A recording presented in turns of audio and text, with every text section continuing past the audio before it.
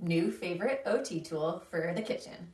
It's about $10 on Amazon, and who it's good for is someone who has some grasp, but not enough dexterity that they can hold something reliably or move their hand reliably on it when they're cutting.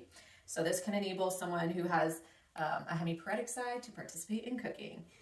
I have used this with a patient. You might need to modify the surface height. If someone doesn't have much triceps extension, they can shift their body weight forward and use that to keep this in place. I'm going to demonstrate today. So initial cut, and you can see trimming the ends. To make it easier to peel, I'm just going to cut down, and that way I can take a layer off with it if I need to. Comes off a little bit easier.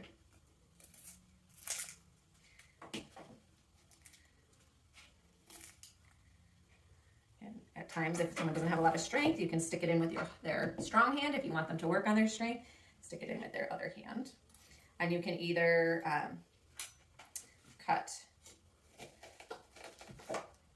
and then cut horizontally using the guides,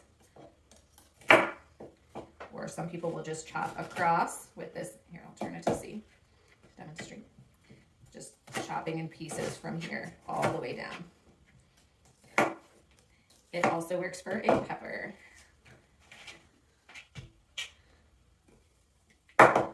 This is a good option for someone who maybe doesn't have the $100 to spend on an adaptive cutting board, has a little more function. You want to promote that engagement of both arms. Some people prefer to cut face down, some face up. I prefer face up.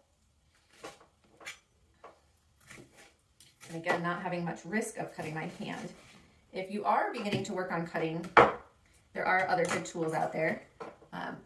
I would start with a dulled knife, a plastic knife, and you can work on cucumbers or peppers, although I just switched hands there. So having someone work on grasping and cutting with something that's softer is a good transition. All right, hope you like the hack. Thank you.